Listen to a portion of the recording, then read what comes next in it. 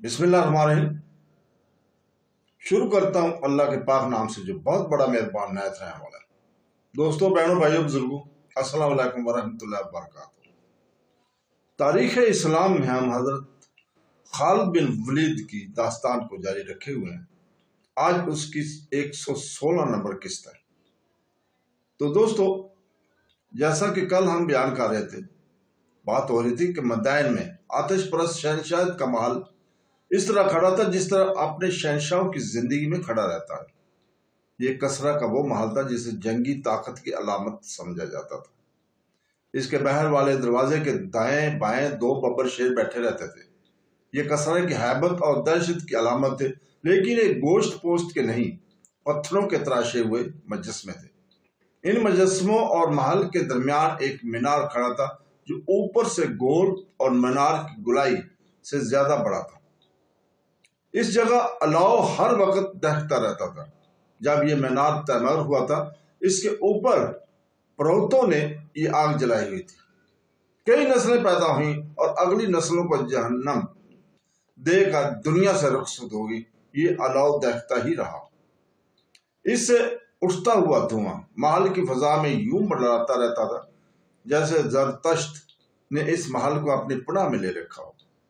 الاؤ اب بھی دہک رہا تھا۔ اس کا دھواں اب بھی کسرا کے محل کی فضا میں منڈلا رہا تھا، لیکن ایسا لگتا تھا جیسے یہ دھواں محل کو پناہ میں لینے کی بجائے خود پناہ ڈھونڈ رہا ہو۔ محل جو دوسروں کے لیے کبھی ہیبت کا نشان تھا، اب خود اس پر ہیبت طاری ہوئی تھی۔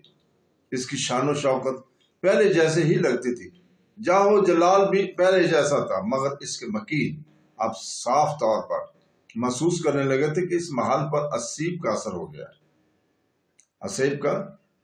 گیا۔ موت کی دبی دبی ہنسی کی سسکیاں دن رات سنائی دیتی تھی۔ ایک غیبی ہاتھ کسرا کے زوال کی داستان اس کے خاندان کے خون سے لکھ رہا تھا۔ کہاں وہ وقت کہ اس تخت سے دوسروں کی موت کے پروانے جاری ہوتے تھے، اور کہاں یہ وقت کہ ارد شیر کے مرنے کے بعد اس تخت پر جو بیٹھتا تھا وہ پرسرار طور پر قتل ہو جایا کرتا تھا۔ 2-4 سالار تھے جو فارس کی لرزتی ہوئی ڈولتی ہوئی عمارت کو کچھ دیر اور تھامے رکھنے کی کوشش کر رہے تھے۔ ایران کے نوخیز حسنائیں اب بھی اس محل میں موجود تھی، مگر رقص کی ادائیں نہیں تھی۔ ساز خاموش تھے، نغمے چپ تھے۔ شراب کی بو پہلے کی طرح موجود نہیں تھی، مگر اس میں خون کی بو شامل ہو گئی تھی۔ پہلے یہاں عیش و عشرت کے لیے شراب پی جاتی تھی، اب اپنے آپ کو فریب دینے کے لیے اور تلخ حقائق سے فرار کی خاطر جام پر جام چڑھائے جا رہے تھے۔ اب مدائن کا محل تخت و تاج کے اصول کا میدان جنگ بن گیا تھا۔ در پردہ وہ جوڑ توڑ ہو رہے تھے۔ اس محل سے حضرت خالد بن ولید اور ان کے سپہ پر طنز کے یہ تیر چل رہے تھے کہ عرب کے بدوؤں اور لٹیروں کو فارس کی شہنشاہیت میں قدم رکھنے کی جرت کیسے ہوئی؟ وہ کبھی واپس نہ جانے کے لیے آئے ہیں، انہیں موت یہاں ہی لے آئی ہے۔ مگر اب فارسیوں کو خود اپنی شہنشاہی میں قدم جمانے رکھنے کی جرت نہیں ہو رہی تھی۔ دوسروں پر دہشت طاری کرنے والے تخت و تاج پر حضرت خالد بن ولید کی اور مدینہ کے مجاہدین کی دہشت طاری ہو گئی تھی۔ مدائن میں اب شکست اور پسپائی کے سوا کوئی خبر نہیں آتی تھی۔ جولائی 633 کہ ایک روز مدائن میں آتش پرستوں کو اپنی ایک اور شکست کی خبر ملی۔ خبر لانے والا کوئی قاصد نہیں بلکہ حاکم سابات شیرزاد تھا، اور اس کے ساتھ اس کی شکست خوردہ فوج کے بے شمار سپاہی تھے۔ ان کے استقبال کسرا کے نامور سلاح بہمن جازویہ نے کیا۔ ان کی حالت دیکھ کر وہ جان گیا کہ وہ بہت بری شکست کھا کر ہیں۔ شیرزاد بہمن جازویہ نے کہا، تمہارے پاس ہتھیار بھی نہیں ہے، میں تم سے کیا پوچھوں؟ تمہیں پوچھنا بھی نہیں چاہیے۔ شیرزاد نے تھکی ہاری آواز میں کہا، تم بھی تو ان سے لڑے تھے، کیا تم پسپا نہیں ہوئے تھے؟ کیا تم قلعے بند نہیں تھے؟ بہمن جازویہ نے کہا، قلعے کے ارد گرد خندق تھی، مسلمان اڑ تو نہیں سکتے تھے، اتنی چوڑی خندق انہوں نے کیسے عبور کر لی؟ شیرزاد نے اسے تفصیل سے بتایا کہ مسلمانوں نے اس طرح اور کس طرح شکست دی ہے۔ میرے سلاح نااہل اور بزدل نکلے، شیرزاد نے کہا، اور مجھ سے یہ غلطی ہوئی کہ میں نے عیسائیوں پر بھروسہ کیا۔ مجھے بتایا گیا تھا کہ یہ زبردست لڑاکے ہیں، لیکن انہیں معلوم ہی نہیں کہ لڑائی ہوتی کیا ہے۔ تم شاید یہ نہیں دیکھ رہے کہ تم پسپا ہو کر مسلمانوں کو اپنے پیچھے لا رہے ہو، بہمن جاذبیہ نے کہا، اور تمہیں یہ نہیں معلوم کہ مدائن میں کیا ہو رہا ہے۔ شاہی خاندان تخت کی وراثت پر آپس میں لہو لہان ہو رہا ہے۔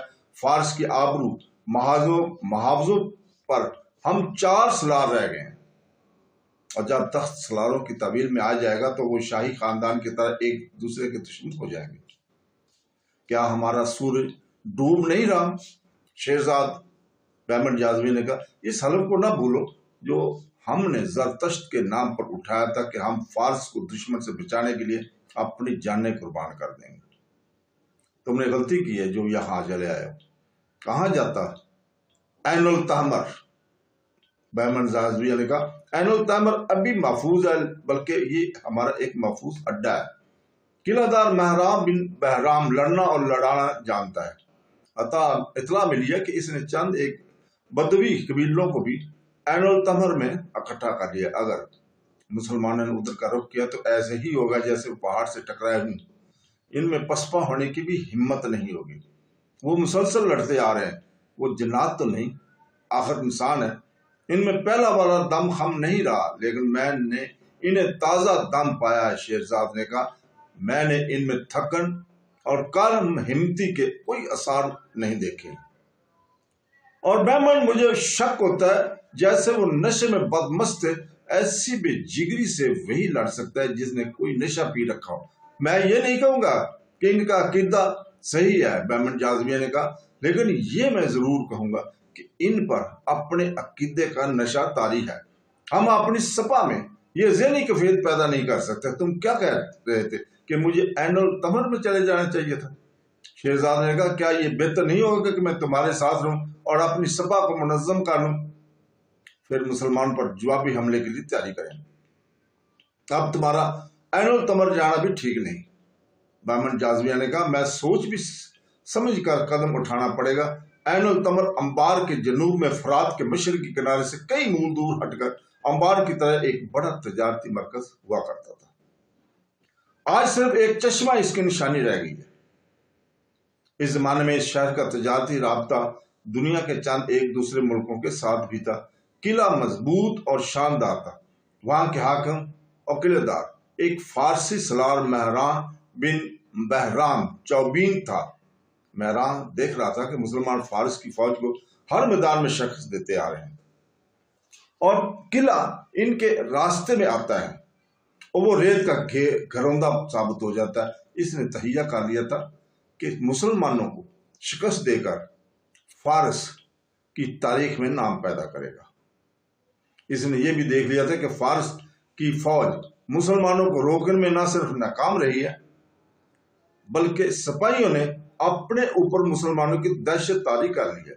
اس خطرے کو ختم کرنے اور اپنی نفری بڑھانے کے لیے اس نے عیسائی اور دیگر عقیدوں کے قبیلوں کو عین التحمر میں اکٹھا کر لیا تھا۔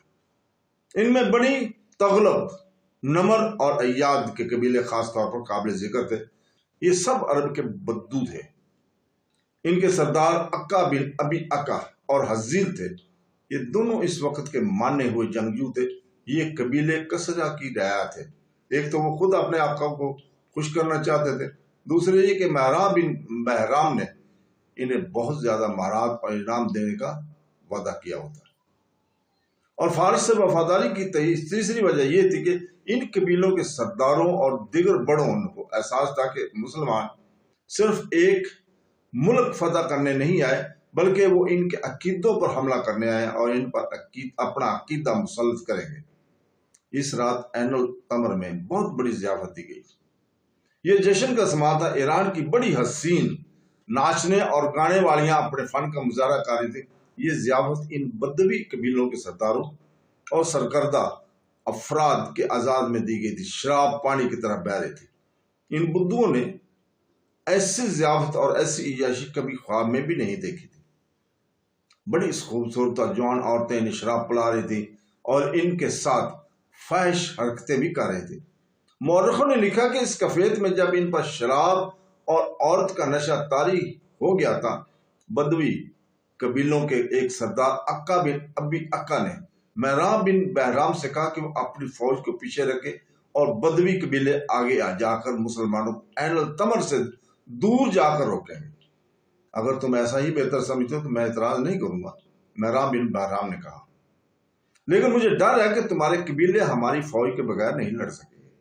ہم عربی ہیں، عکا نے کہا، عربوں سے لڑنا صرف ہم جانتے ہیں، عربوں کی ان مسلمانوں سے ہمیں لڑنے دو، فارسیوں نے ان کے مقابلے میں آ کر دیکھ لیا ہے۔ مشہور مورخ طبری نے مہران اور عکا کی یہ گفتگو انہی کے الفاظ میں اپنی تاریخ میں شامل کی ہے کہ میں تسلیم کرتا ہوں، مہران بن بہرام نے کہا، تمہاری بہادری کو میں تسلیم کرتا ہوں عکا، اس طرح ہم اجمیوں کے خلاف لڑنے کے ماہر ہیں، اسی طرح تم عربوں کے خلاف لڑنے میں مہارت رکھتے ہو۔ تم ان عربی مسلمانوں کو کاٹ پھینکنے کے لیے آگے چلے جاؤ، میری فوج تمہارے قریب ہی کہیں موجود ہوگی، جو ہی ضرورت پڑی ہم تمہاری مدد کو پہنچ جائیں گے۔ رات گزر گئی، صبح فارس کی فوج کے 2 سالار مہران بن بہرام کے پاس گئے۔ رات کو ہم نے آپ کی اور عکا کی بات چیت میں دخل دینا مناسب نہ سمجھا، ایک سالار نے کہا، میں نے بولنے کی ضرورت اس لیے بھی نہ سمجھی کہ رات کی یہ بات چیت نشے کی حالت میں ہو رہی تھی، میں پوری طرح ہوش میں تھا۔ مہران نے کہا، کہو کیا کہنا چاہتے ہو؟ آپ نے جو بدوی قبیلوں کو اہمیت دی ہے یہ ہمارے لیے اچھی نہیں۔ سالار نے کہا، کیوں اچھی نہیں؟ اس سے ان قبیلوں کو یہ تاثر ملا ہے کہ ہم مسلمانوں سے ڈرتے ہیں۔